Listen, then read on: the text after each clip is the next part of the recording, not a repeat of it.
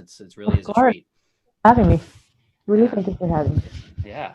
Um, so just give us a little bit of background. I mean, I guess I can kind of start off. I mean, I know that you're from Chile, Yeah, and that's you started playing saxophone pretty young age, right? Like about 6 or so. yeah, And I was around 6. Yeah, okay. But you started on alto first, and you were really influenced by Cannonball and Bird and Brecker. It sounds like. yeah. I play alto like for 6 years actually, Okay. and for some reason, like never hear, but like I was never really into Sonny, and when I was around 12, I hear an album called Plus Four with Clifford Brown, and it was something about his sound that I just completely fell in love with the sound of the tenor. So I took a tenor and I never play alto again, and it became Okay. my main instrument. And that was, I had a period with Sonny, and then I had a many years with Michael Brecker, as we all, I think that is for every tenor player.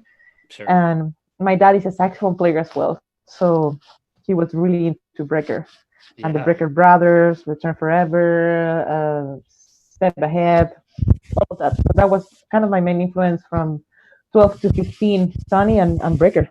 Yeah. Great. So is it the horn that you play on? It was your grandfather's. Is that what I was reading? The six that you play, the Mark Six, or Yeah, I used to play the horn for many years, okay, but the issue is that it's a Mark 6, is number 68, okay, and my grandfather bought a new, and then my father played it, so it's pretty worn out. It doesn't okay, have any lacquer anymore. So with all the touring, the saxophone just wasn't really keeping up with sure. the practicing as well. So I recently got a Oh, uh, okay. balance 65 from a guy called Emilio Lyons. Are you familiar with him? No, not really. So Emilio Lyons is kind of like the father of the repairman. He lives in Boston. Oh, He yeah, of course. I'm sorry. Yeah, Yeah, Emilio. Yeah, yeah. absolutely. And I was telling him like a couple of months ago, I was like, I really need a new saxophone. And he called me. He's like, look, I have these two balance. Just take a bus, come to New York. I mean, come to Boston. And I played them, and I just fell in love with the 65, and I've been playing it since then. Amazing. When was that? When did you switch to that? When did you switch? October. Okay, October. so pretty Yeah. recent. Okay, Yeah, pretty cool. recent. And yeah, like the thing is that like when I bought the saxophone, it came with a Mark 6 neck.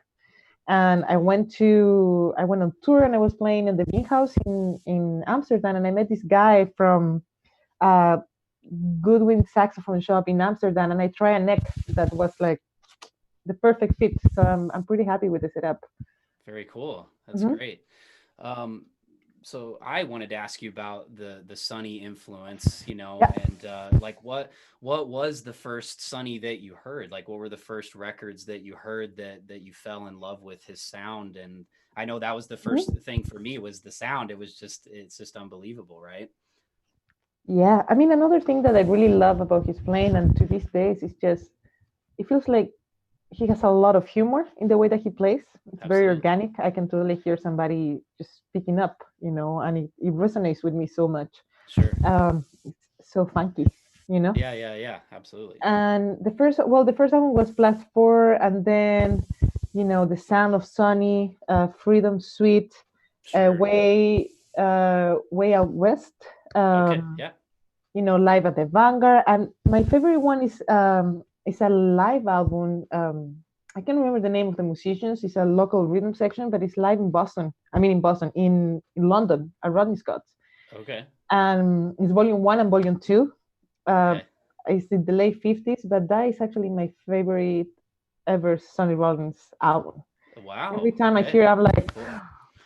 it just touches me so much. And he plays a version of a tune called Out of Nocturne. Sure. Yeah, And, yeah. and to me, like, it's just like straight up like a master class of how to play intros to ballads. So I really learned a lot from that specific album back then. Yeah. Wow. That's great. Um, is there any? I wanted to specifically ask you about favorite Sunny that's maybe not on a record, or I guess I've heard that some of these concerts that are more like bootleg concerts, like just those very long ones that he would play for basically several decades, Yeah, where he would just play on, and it's just, crazy. Um, yeah, specifically this three little words recording, I've been working on it and transcribing it some, and yeah. you know the one I'm talking about, the one that's Denmark in 68. So what do you think about that? Because It's a his sound classic. is crazy. I mean, it's just crazy. Yeah. I didn't really know about it, but a couple of saxophone players that live here in town, I don't know if you know Matt Otto at all, or David Valdez, but they both kind of turned me on to it. And I'm just like, I mean, I've always been floored by Sonny, but it's just awesome to hear him just play Yeah. like that for so long. I mean, it's like, because when you get in there, I mean, but it's like you get in there to play, and he's just, Yeah. I mean, ripping for so long. It's like even Yeah. just the, like physical, like what it takes to even do Yeah. that. What do you think about like recordings like that one in particular? Like, what's your opinion, or just any Well, thoughts that you have? yeah. Well, first of all, I transcribe all of them. Oh, seriously? Wow, that's I amazing. did so part of my process is always has been learning about concepts like Right. sound or rhythm or how to express yourself through transcriptions. And usually my process is a good amount of years. And I have that very deeply with Sony. So I check like early Sony, later Sony, and all the bootlegs, which is the most killing part. Yeah, There's a right. version of um, four where he just keeps on going. And I Yeah, was so yeah. obsessed with all those recordings. And so I actually did an interview. I don't know if you read the interview that I did to Sonny like a couple years ago. I don't think so. All right, I'm Yeah, not familiar with it. it's online. It's a written interview. Like I was supposed to interview him about his last album, Just on the Road. Okay. And like I had an album called Back Home that it's not a tribute, but it's inspired on the first time I heard Sonny. Yeah. And so anyway, the interview was supposed to be 10 minutes, but then of course I'm a saxophone player and he's my idol, so I just like talked for Sure, a long sure. time. Yeah. And one of the I asked him, I was like, why do you play so long? You know, and he said that he just couldn't find the point of what he wanted to say. Or sometimes it just took him a long time. He's like, sometimes it just take me 10 minutes to really like trying to get to the main idea, or sometimes I just don't get into the main idea. Sure. And it's just so inspiring to hear that from somebody like him, the constant search and the just not being afraid of keep exploring and throwing ideas out. Right. Absolutely. Yeah, I heard a little snippet recently of a story of one of those. I think it was like Tootie Heath on drums on that recording or Mm-hmm. something.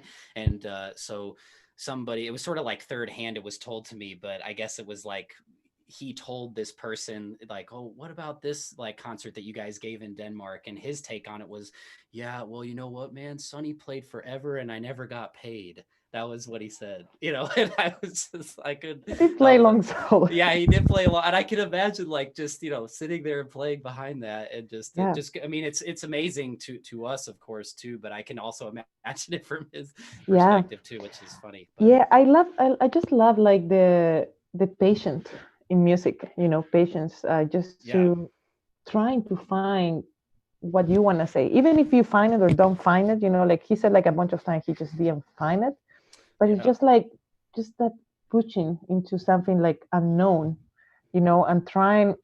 One actually, I suggested to read that interview because I did it as a saxophone from a saxophone player point of view. So I asked a sure. lot of things that we all Yeah, I need curious to about. read it. Yeah, Yeah, and but it's basically he said like, yeah, I like one thing that he said very interesting. He's like when I'm playing long songs, I'm trying to get to a point where I'm not thinking and I'm completely disconnected, and it's just like this energy or whatever that's going through my body and expressing to the horn and the sounds coming out. But then um, he said like as soon as he gained unconsciousness as he was playing, he became conscious of what he was playing, so he kind of became aware again. sure. And and that is basically what he was describing when he did all these long concerts, just like trying to find the point, and then like he goes out of the body, and then he's like, oh, where I am right now, Yeah, and they come back. It's super interesting, and I think that yeah, it's a whole masterclass into all these recordings. yeah, Like that, absolutely. a Yeah, lot of information. Yeah, absolutely. Seems like he was doing that into the 80s, because I Yeah. briefly studied with a guy in St. Louis named Paul DeMarinis, who's a Hmm. great teacher. And he was telling me about when Sonny came to St. Louis, Missouri. And he basically, well, at one point he cracked the door open after Sonny had been in this room for like 3 to 4 hours, playing. And there was literally reeds, just read, covering the entire, like any surface that you could see in the room. And Yeah. then the first song that he played about 25-30 minutes just straight, just played. And then it was essentially, the concert could have been over at that point. Paul Yeah. said that he just got a standing ovation. And he basically said that, Sonny sort of described that that's how a lot of those concerts went, and Yeah. so, but anyway, so I guess kind of circling back a little bit. So, um, as a teenager, you met this pianist, Danilo Perez. I don't know if I'm saying that right, but then Yeah. Yeah. Yeah, that better. sort of led to you. He invited you. You were playing around at the time, and he heard you, and then he invited you to play the Panama Jazz Festival. Yeah. And so I'm curious personally what that's like, because how old were you then when you played the Panama Jazz? That was like the first time you'd played a festival like that. Yeah, I was a baby. I was Yeah. like 14 or 15. And what was that experience like? Just being that young, and I imagine playing in front of what at the time was likely the largest crowd that you had ever performed in front of, right?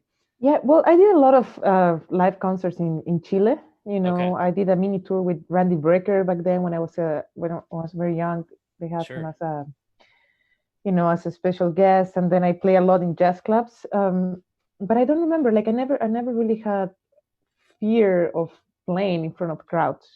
sure, yeah, Um, like that. So I don't know. Also, like when you're a kid, like you don't really take the weight of what is happening in your life. And now sure, looking back then, I'm like, wow, I was 15. I traveled on my own, yeah, and I was there, and yeah, it was a crazy experience. But back then, I was just like, just very open, and I never felt like lost or weird. Danilo, well, he's a piano player, Wayne Shorter, and the story is that like his wife is a saxophone player, and she used to study with my father back in Chile before they got okay, married. So that was the connection, and that's why okay, Danilo, I met Danilo when he came. We went short in Chile, and he came to hear me playing, and he's always have like he has this mission of helping Latin American musicians.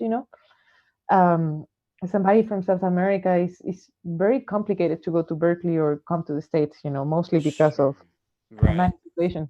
sure, So he invited me there, and I think that the craziest stories I had there was that I got to see Kurt Rosenwilken band back then, like with the original musicians, yeah, and I saw Mark for the first time. And back then I was like super into Brecker, but I saw Mark and I was like, what is this? you know, yeah, and and I came to him backstage. I hardly spoke English, like very bad, sure, but he was playing like something on augmented scales on the yeah, concert, and I was trying to I was kind of like studying augmented back then, and I just blew my mind. So I don't know how I got the personality, but I went to him. I was like, right after he played, like the yeah, most annoying thing you can do to somebody is like come and bother him after the concert. all right, And I was like, yeah, what do you play on this augmented chord? yeah, yeah, yeah, And he took the time to sit down with me for a while and gave me a lesson, about wow, how to play augmented. And I back then I didn't realize like how nice, how cool it was right, from him to take the time to just explain it. yeah, And also I didn't even thought I was like I'm seeing one of the greatest quintets ever, from yeah, the next step like was that period. And that's great, yeah, so I really enjoyed the experience. And then after that I went to Boston. yeah, I stayed with Danilo for like a good 3 weeks. And back then, actually, I was studying the Jerry Bergonzi books. You okay, know, yeah, the yeah, yeah, pentatonics. Yeah, yeah, I yeah, really checked those out for a while. And so I went to New England Conservatory, and Jerry Bergonzi was there. I wow, was like, yeah, right, um, right, and he played drums, and I play a tune, and anyway, I kind of got the scholarship there. But then when I applied for Berkeley, they gave me the Presidential Scholarship, and that was what allowed me to to move to the States without having to worry about, rent or food or anything. So Berkeley is really the institution that gave me the opportunity to make the change. And Yeah. and when I went to Berkeley, like, I think that the most important experience for me was just being around younger musicians that play in a much higher level than I. Sure. And my first teacher of ensemble was Joe Lovano. Yeah. So meeting people that I really admire and I grew up listening to, and it kind of made me humanize the whole process. Right. Just understanding that it's a lot has to do with commitment, and hard work, and you Right. put your life into it. And so yeah, I mean, also the first 2 years were kind of complicated because I didn't speak English, so Sure. that I was very shy. I was Yeah. very, yeah, very quiet. But I, besides all the crazy partying, I did a lot of practicing. And my main teacher was George Garcon. I don't know if you're familiar with him. Oh yeah, absolutely. Yeah. Yeah, he's like a second dad to me. So my experience at Berkeley was really interesting and a lot of fun. A lot of That's fun. that's great. What's I mean, not to put you on the spot, but what's like a music party story or something that, or anything that, any snippet that you can share off the top of your head or something that for Uh, the people? No, just kidding. I mean, no, basically, like just playing jam sessions until late, and the Sure. drinking and the hanging with musicians, and just like non-sleep. And I Yeah. moved there so young too, so I Right. was I was getting into a lot of new things that I never had Oh, sure. Right. before. I was independent for the first time in my life. But with that being said, like I always, like I always have the thing of discipline and practicing and commitment. So I think that I was able to really take advantage besides all the other craziness going around. Sure. Yeah, Hmm. I want to ask you too, because I'm just thinking about this Huh? About Mark. Have you seen this video of him playing at this wedding where he's playing like Resolution? Have you seen this? No, but you're Oh, sending okay. it to me after Yeah, the. I'll have to send it to you. Oh man, Yeah, you'll love it. It's so funny. Yeah, yeah, they're I mean they're going in on this. Like he studied this obviously very deeply, yeah. and all these people are just at this wedding, just just chugging beers and stuff, and they have no idea what's going on. Wow, And Mark is obviously, with his level of intent, very deliberate about what he's doing. Anyway, it's just a very funny thing. But I wanted to nice. ask you Okay. just thinking about it. But Hmm. um, Yeah. and then, so after you graduated from Berkeley, and it sounds like you studied. So you studied with Joe and George and like Hal Crook, Bill Pierce, Ralph Peterson, Greg Osby. Regossi, yeah, To he was. Yeah, I would say like, yeah, De Santoro, and then yeah, those were my main teachers there. But I would say like the strongest was Lovano, Garson, and Greg Osby. okay, They really make a. I mean, everyone, all my teachers were great, but I spent a lot of time with those specifically. yeah. And then George Coleman after Berkeley, or Yeah. Uh, so the story is that before I moved to New York, I'm very close to Emilio Lyons. He was kind of sure, like he hooked me up when I was at Berkeley. sure, He did the overall for my saxophone for free. He was giving me read, like he it's was like amazing. family. And before I moved to New York, he called George Coleman. We were at the store. He's like, I really want you to hear her. So I played something for him, and he said, just come to my place when you move to New York. So he was basically the first person I met, like the day after I moved. And he gave me some lessons, and to this day, I'm still working on it. Basically Yeah, a lot of harmony. So, negative back then also harmony. a lot of a lot of work. And basically, yeah, I was just going to his house. Back then, I also was young, so maybe I didn't take the weight of like, wow, I'm hanging with George Coleman, and Sure, he's giving me harmony lessons for free. that's great. And so I will come to his apartment, and then he's like, just play on the Fender Rose, and we will go over ballads, and over Jan steps and like different ways of thinking about dominance and substitutions and all of that. Yeah. And he was so kind. Like like he had an endorsement with the Dario back then, so he will come. He's like, "What reeds do you want?" I was like, "Okay." So he hooked me up with reeds, and I got the chance to play a lot with him over the years, and that also was a lesson itself. Just stepping on the stage and then playing Cherokee and then changing keys to random keys and Sure. all the George Coleman things. Right. So yeah, it was my main teacher when I was in New York. That's great. Um, Very cool. And so then in 2013, as I mentioned at the onset here, the monk competition. So I think that year it was like Wayne and Branford were Yeah. judges, but then also for all of the KC people watching, Bobby Watson was one of the judges too. And we kind of talked a little bit before we went live just about, you got to speak with him a little bit, and he was, Hmm. his normal super sweet, like bubbly self and everything, which Yeah. is great because I had the great fortune and still do of having a close relationship with him, and studied with him, and pretty much any of my progress, really, especially early on, to him. So but maybe you could talk a little bit about that, just that experience, just because most people look at that as like it's like the jazz trophy, or whatever. So um It was the worst experience I ever had in my life. okay. But you know what I mean. Like it's just so Sure. tricky because I don't know. I don't think that you can judge arts. Right, And it's not absolutely. such a thing Yeah. of like being a healing player or Sure. So I went to the competition with that mentality. I just really needed the money back then. Sure. Um, and I was like, it's just going to be a good opportunity to open some doors and see what happened. That was like kind of my second year in New York.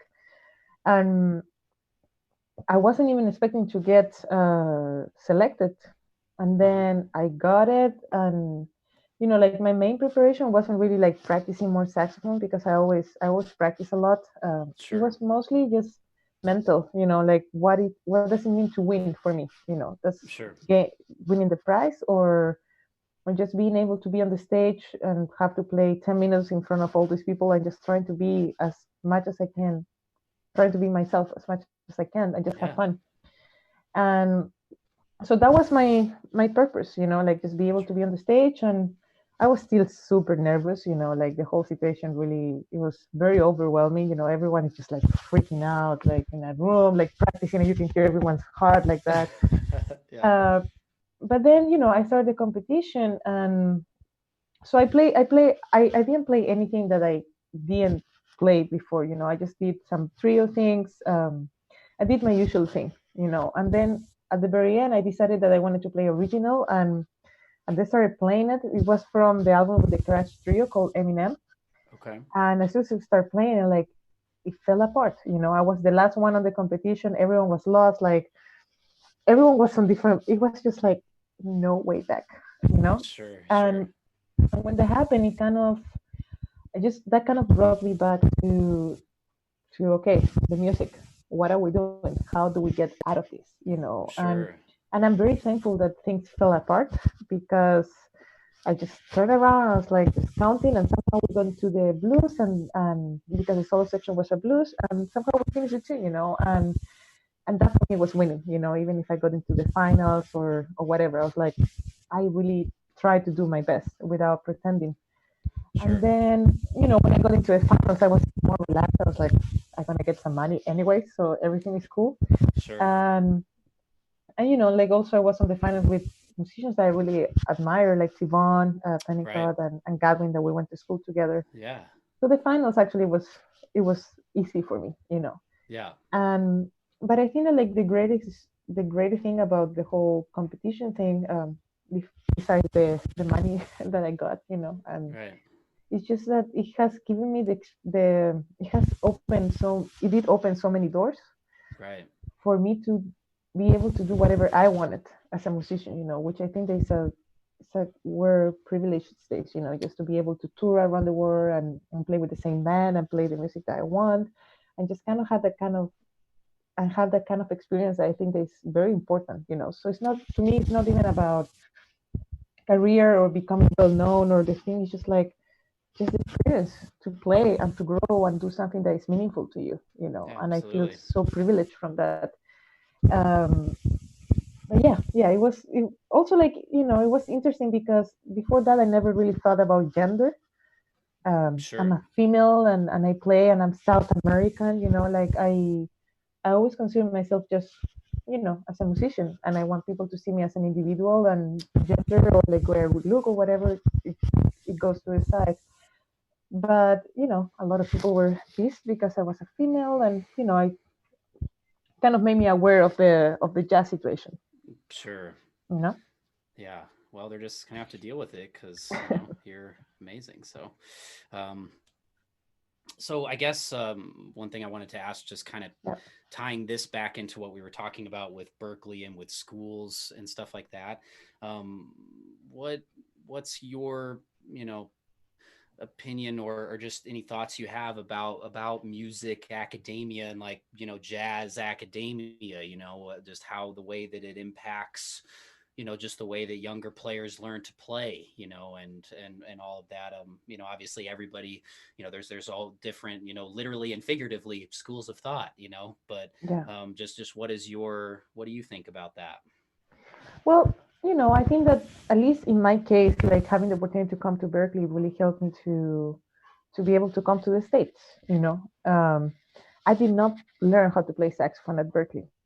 I think that it doesn't matter if you go to Juilliard or you go to Berkeley or whatever, like, or even like in any kind of career, if you're a doctor or lawyer, like the ones that really going to make the difference is you know, and you have to take the good things and the bad things, like when you have a teacher, somebody that's gonna, I think that like also I learned a lot about what does it mean to be a good teacher, and I think the good teacher is somebody that rather than tell you that you have to do this and this, is somebody that it shows you possibilities and talks about the process, So I was very lucky to have those kind of teachers, and I surrounded myself by those kind of musicians as well, students at Berkeley.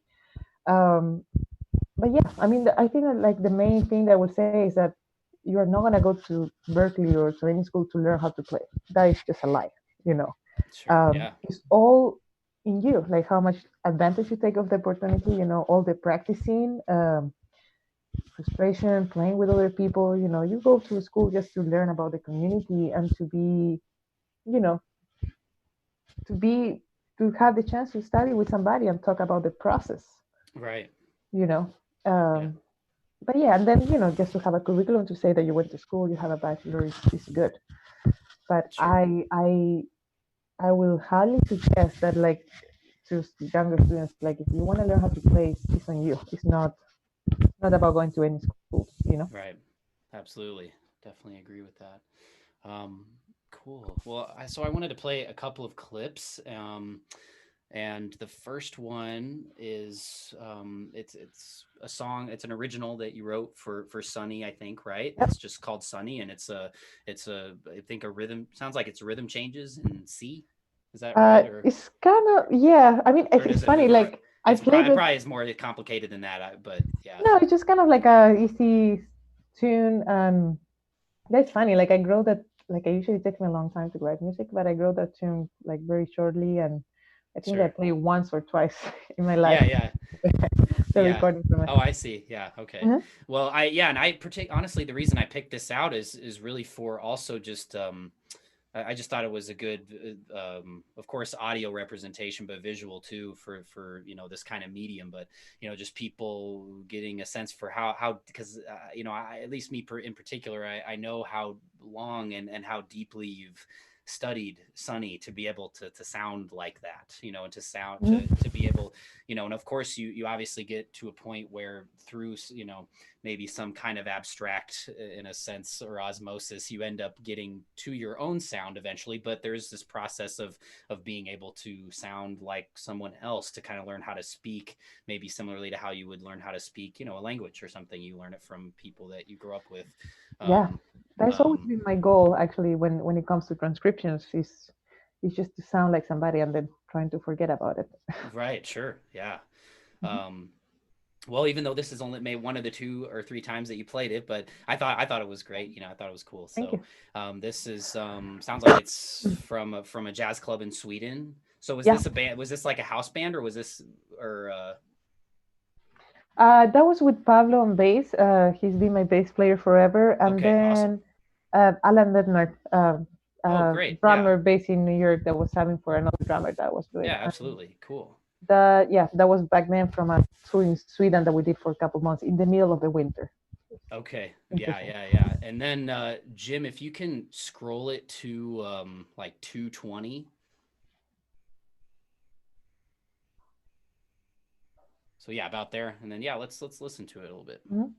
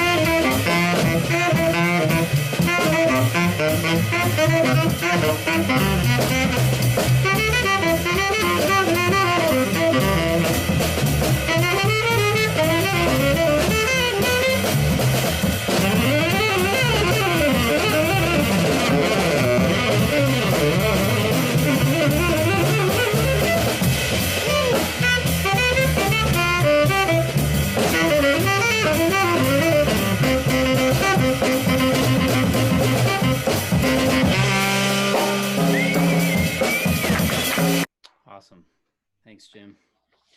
So I yeah, I couldn't guess hear anything, but yeah, me neither. I mean, I know it was killing, but no, I think the way. So yeah, we're. I guess everybody else, the way it works is like everybody else can hear it, we can't hear it, which is kind okay. of fun, kind Hmm. of funny. But I've listened to it a lot, so I know it's great. Um, um, so I guess just kind of along those lines of Yeah. just like playing transcribing in that sense, or just like really trying to take in the essence of somebody, Hmm. because that's I as far as just that's what I take, from that, and and just kind of piggybacking off of what you were saying. Hmm. um so like recently I heard an interview, similar kind of format to this one, where Joe Lovano was being interviewed, and he essentially said that he hopes that players, are reflecting during this time, and that there will be at the other end of this, that there will be more honesty and originality in the music. And he just kind of explained a little bit, and I don't want to misrepresent what he said, but I feel like he was saying that many young players, essentially learn somebody else's story, or like a master's story, which is important, but then they tend to continue to play that story rather than to find their own, Yeah. a story, because we all have Hmm. that, and as players. And Yeah. so I guess I know to some degree it's kind of abstract subject, but how have you gone about transitioning from learning the music, learning someone else's story, being able to play like everybody just heard there, where it's just super deeply, not just Sonny's notes, but the message, there's a Yeah. certain kind of vibe and message in there. But so how have you gone about transitioning from that to playing your own story, and again, advice to younger musicians who are really eagerly searching for this? I think they have difficulty with it. So Yeah. what are your thoughts about that? Well, I think you know, I think it's different for everyone. Like for me, like I have a lot of short term goals, and then the bigger picture. And the bigger picture is trying to find out what do I have to say, and a lot of that comes just with experience. It doesn't come like with the practicing at home, or it just comes with actually living life, understanding myself as an adult, and who am I, where I'm coming from. It's a deep process of acceptance, and kind of losing the fear to be killing or sound bad or trying to fit into something or not. And that, I think that has a lot to do with just becoming older, 30 on, and it doesn't matter the amount of practicing that you do. It's just living life and letting things go. And so the short term goals is usually like, to me, it's a process of like 2, 3, or even 4 years, where my goal is to sound like somebody, and I never write down the solos. I never really analyze them. What I'm trying to learn is just the concept, and I think that is one of the most important things. Like, well, to me, actually transcribing is super important because it gives you like kind of like a sense of what you like in music. Like there's no such a thing as good sound or bad sound or good, like everything is, it depends, it's very personal. So kind of falling in love with somebody, it makes me understand where I want to go and what I go for. Sure. And so when I'm transcribing, and that is something that I tell my students a lot, it's not really about the notes. Like that is the easiest part, and you should never read a solo, because when you transcribe, you're trying to learn about concepts, Yeah. and that is why you transcribe one solo and then two solos and then three and then hundreds of solos, until at some point, I don't know, like it happens to me, and I know it for everyone is different, but at some point I'm like, oh, I understand, Right. and I can't necessarily tell you like the notes or the 2/5 are exactly what it is. I just hear how that person is thinking and expressing Right. himself. Like you go very deep into details, and there's a bunch of programs, and I always suggest people to put it to transcribe, put it super slow, so you can really work on the details, because that is where the secret is. It's like Yep. the little details, like how it's playing a note, how finish a note, like you know intonation, vibrato, like all these little things that make Sonny or Mark, or Right. and that is what you actually want to transcribe, and that is impossible to find in a piece of paper. Um, and like as respectful I mean, as careful you are to trying to achieve that, also gets to a point where it's like, okay, it's enough. I got it, and I think that there is like nobody can tell you that, like Right. you just know. And for me, it's usually 3 or 4 years, and once I got it, I it's kind of like a detox period, where I'm just so used to trying to think like somebody that it's kind of part of the process to accept that you feel very lost in music. And that happens to me every time I had those long periods with people. When I stopped transcribing Sony, I was like, what am I don't know what I have to say, Sure. And then the same with Mark. When I stopped transcribing Mark, I was like, I just don't know. I'm used to think like this person, and I have for a long, and it's still, it's disappearing, So that's why I said like experience and growing up has a lot to do with kind of understanding this process, Right. I had a period where I was playing a ballad, and it was either okay, now I'm gonna play the intro like Sonny, and then I'm gonna play my original like Mark, and it was like changing, Yeah. and like it's all about, I think, to just kind of like just losing the fear to play and play as much as you can. A lot of things has been answered, to be honest, just with this thought of like, how can I get better? How can I grow a little bit every day? So a lot of consistency in practicing and then playing with people, and also constantly challenging myself, trying to learn something new. That sometimes I don't know how that is going to be incorporated into my playing, but like as I keep playing concerts, I try to keep practicing and keep better, trying to get better a little bit every day. Things start making sense, Right. and I try to go completely against Mark, but then once I go against that, like there's things that come into my playing, and then there's things from Sonny that comes into my playing, and things from Gene Ammons or Don Bias or Pat Powell, all the recordings, and with all the practicing, trying to be very aware of like no practice automatic pilot, which I think is very important. Um, Push yourself every day and the experience to play and just let it go. That is how things start growing, But I think that is it's more about like what do you want, you know? So for me, what do I want? I want to learn from the tradition because that is where I'm coming from. And as a saxophone player, I feel like it's important to know the history of my instrument so I can understand why I'm playing this. Uh, for some people, transcribing is not as important, so it really depends. But in my experience from all the saxophone players I have transcribed, I can hear the history of the instrument. I can hear the transcription part. Yeah. So you take it and then you have to let it go. So both are hard Right. for different reasons. Absolutely. Yeah. Couldn't agree more. It's great. It's a lot of great words. But I think that also like a big part of it is to be respectful with the process, to not Right. want to skip anything. And I think that that is Right. a hard thing to do. Right. Like not okay, I want to be original and I want to be there, but then you are not doing the work before. Right. So how Coltrane didn't record like all those later albums just like, oh, I was born and I played. Like you can hear the history, you can hear Right. the process. You can hear the same with Sonny. So when you're transcribing, it's not just about transcribing a certain period. It's also about understanding the process.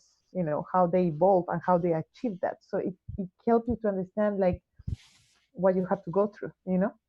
Right. Yeah.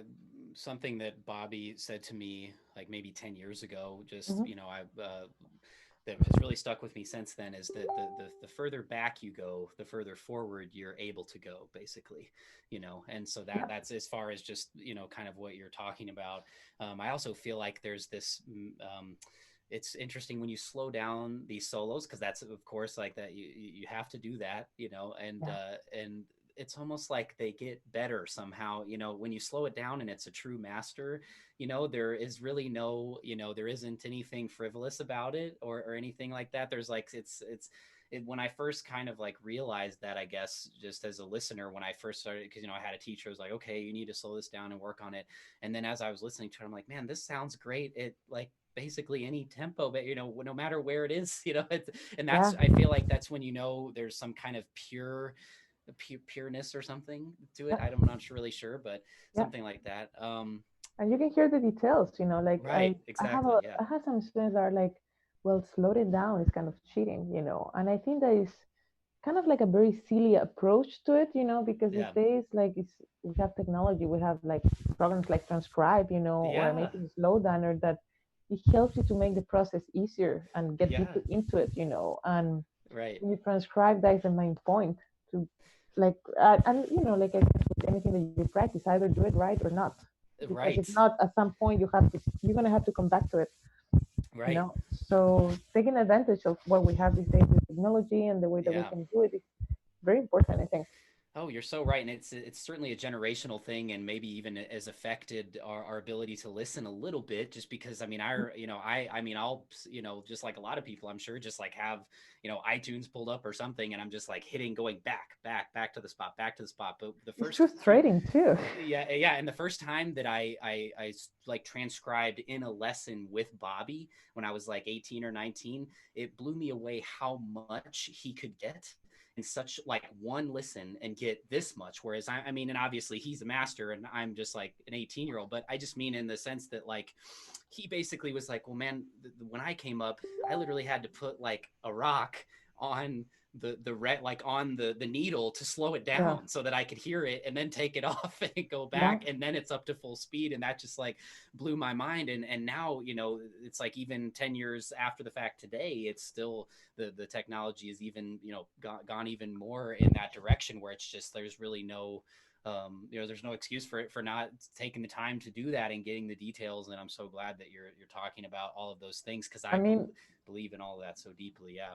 I feel like kind of old saying this, and I'm just 31. But I used to transcribe with cassettes. Oh, well, there you go. And with a radio, So I That's think great. that, Okay. yeah, so I think that not taking advantage of that is just silly, Right. Why not? Totally.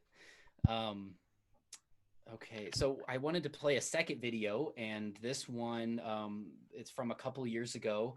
There was a 4-night run, I think, at the Jazz Standard that Sullivan Fortner did, and each night and correct me if I'm wrong, but I think each night he's featured a different horn player, and it was like quartet, right? Every night with Sullivan, and then Matt Brewer and Marcus Gilmore. Does that sound right? Yeah, he had Roy Hargrove, right, Roy, Peter Evans, and Ambrose Akinmusere. Yeah, right. Wow, yeah. So great.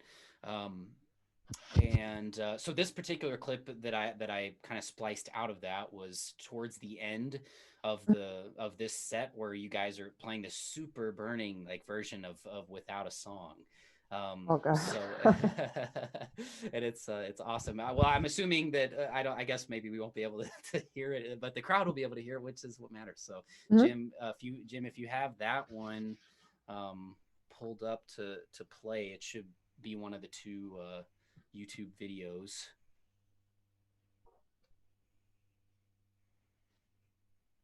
Oh wow, so this is on YouTube? Well, I guess actually no, it's not. It's just, okay. Yeah.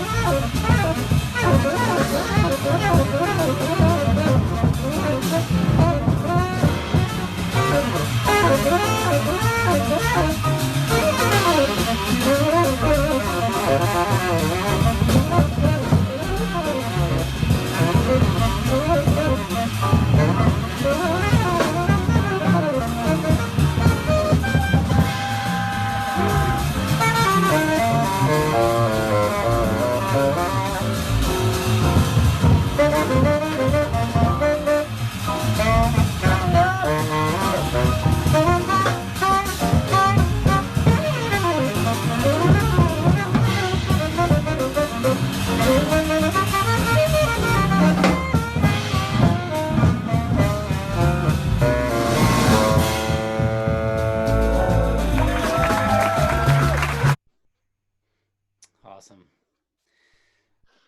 Yeah, and I mean, there's a lot of kind of what you were talking about a little while ago, just about kind of that super playful, like inviting, nature of Sonny's playing. Just that, at least for me, I could hear, just so much of that, and even in that, a little bit. But what it was like, I assume that was an awesome, night, right? Like, what's your what do you remember about that, or what's most memorable, I guess, to you about that particular? I mean, at least I know for me and a lot of my friends that live here, we watched every night of that, because we're big fans of you, big fans of Sullivan, and everybody else, and so we were just like totally floored by each night, because it was just so crushing every night, just to so what do you remember about that? um, I just remember having a lot of fun. Yeah, that's You great. know, I was pretty like kind of nervous. Sullivan's music is hard.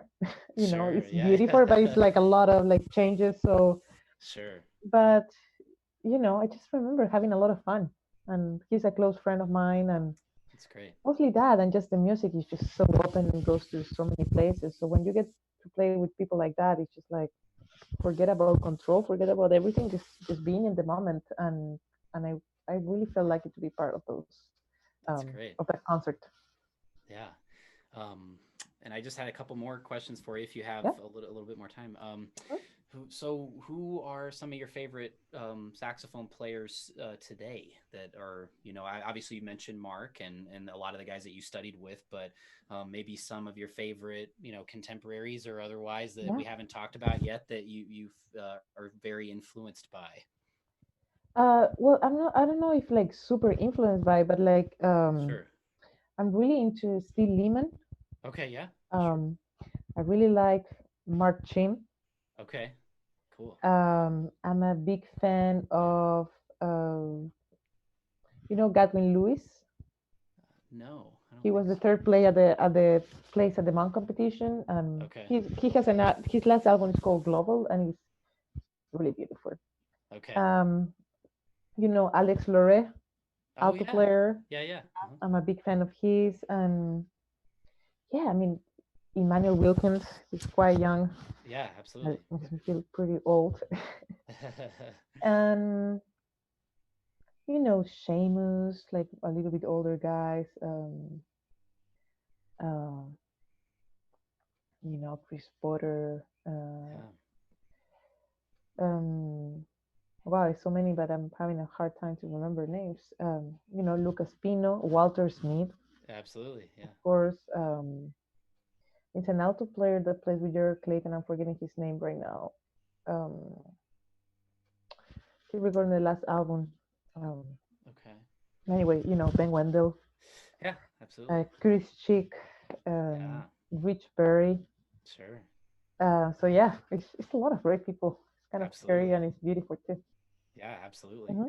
Um, being in KC, I'm being on the feed here. I'm being asked to ask about Logan Richardson. So Oh yeah, yeah, yeah. That's the alto player that I was yeah, yeah. talking about. Hmm. Okay, awesome. Yeah. Yeah.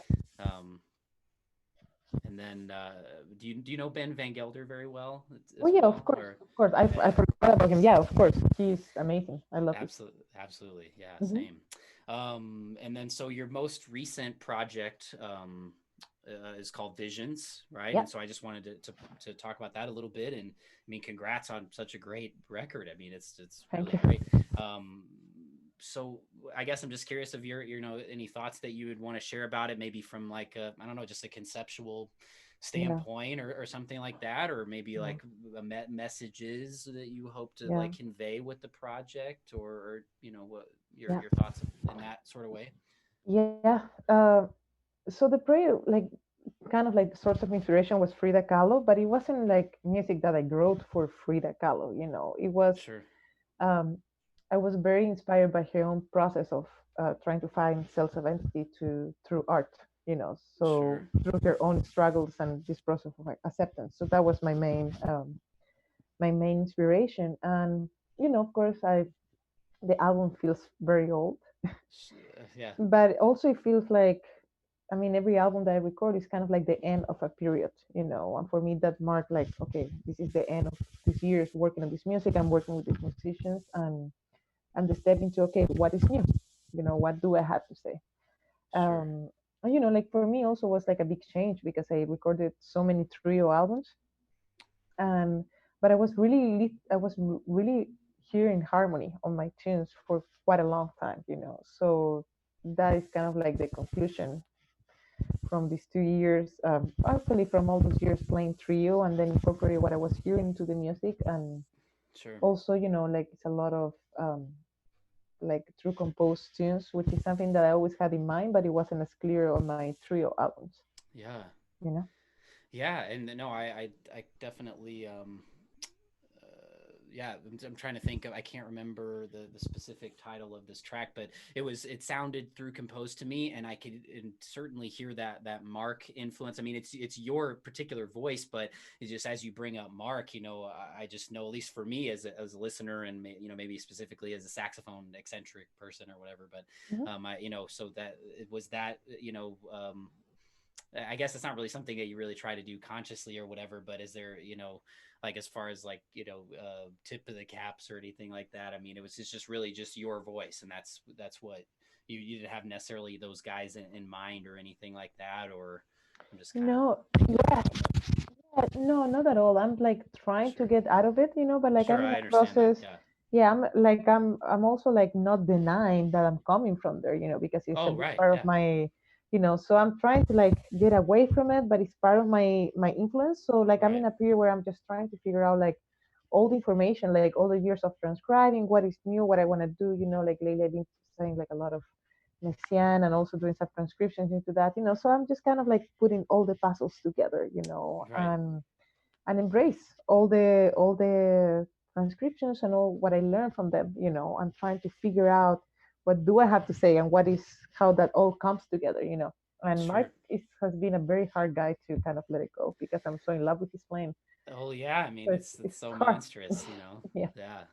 Um, so I kind of just wrapping up a little bit, just talking about, just like current events and what's going on right now. And obviously you're in a different place than you would normally be, just with everything happening with COVID Yeah. and everything. So, I mean, obviously it's affecting you in the sense that you're in a different place, but maybe just in a general way, how is it impacting you? And, what's your, approach to, I guess keeping it around music, and obviously music speaks about the times, and Yeah. so are you, what's going on with your, state of mind, and maybe tying it into music a little bit, but how is Yeah. this time period treating you?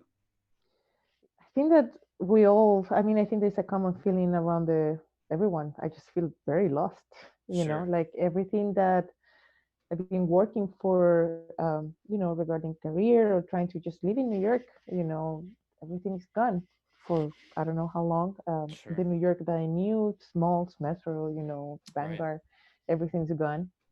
So it's just like it's just a very weird feeling. And so in the beginning of the quarantine, I was like, I just really wanted to learn how to become better at piano. And so I was Sure. practicing some Bach and just trying to get better without an agenda. I Sure. start kind of like rewriting some music for the new album. But I kind of stopped with that. And then, at some point I was like, I had a period where I was like, I want to practice with the worst and the most fucked up read I can find so I can learn how to stop being spoiled.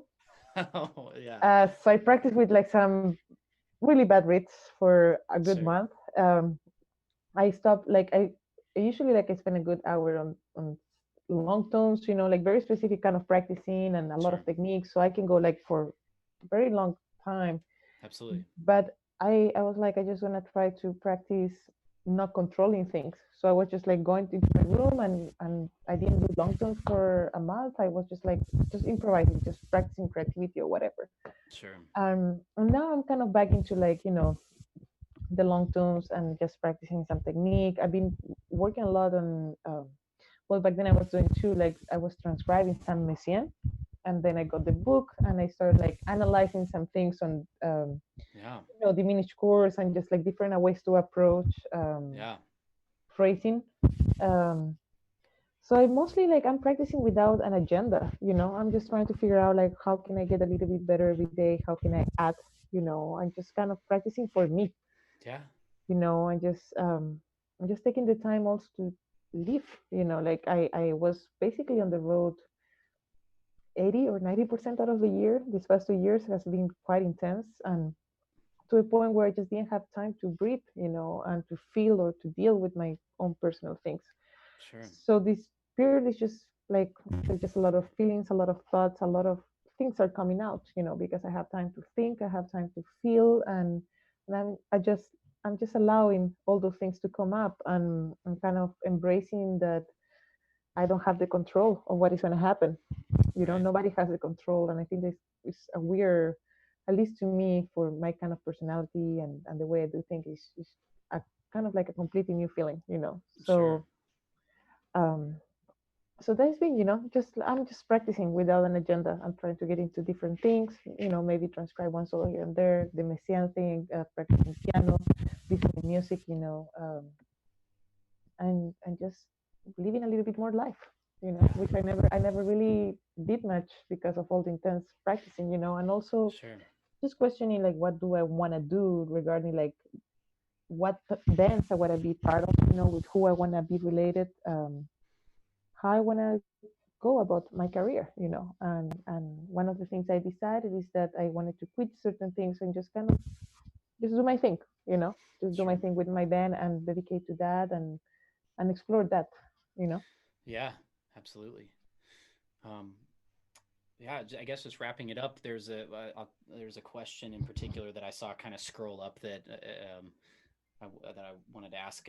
It's from Yeah. Rodrigo Pena, and he's asking, I think what he's saying after all this happened. So I'm guessing he means after we're at some point beyond this time period.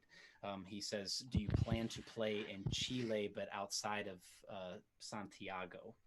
So is there? I don't know if he lives there, and he's Let's asking live. that for selfishly for himself. No, I'm just kidding. Well, in Chile, things are getting worse and worse. Okay, yeah, For a lot of reasons. Now, on top of that, is the pandemic. There is a lot of political things going on for a while, and a lot of uncertainty into, what is coming.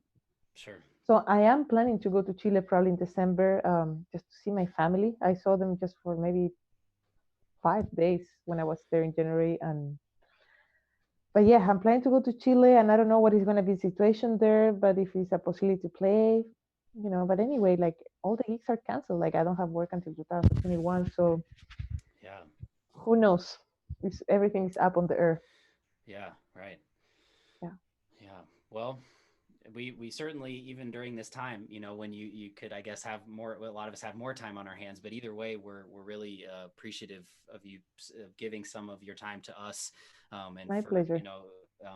personally, just thank you for pushing the music forward, and having the Thank voice you. that you do, because it's important. A lot of the things that you talked about today, at least for me, is really important for people to hear that, because I think that there are a lot of different thoughts about those things, and not that there are right and wrong thoughts, but I certainly deeply share the very similar thoughts, and so it was just great to hear you talk about those things. And we'd love Thank you. to have you play in Kansas City at some point, because I don't I know that hope you've so too. have you ever played in Kansas City? No, I don't think so.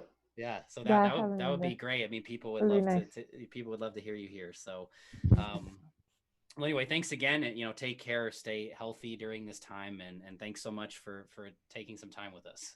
Thank you, and I can't wait to hear you. Oh. I'm gonna look for some things. Thank you for having me. Oh, absolutely. Thank you again. Yeah.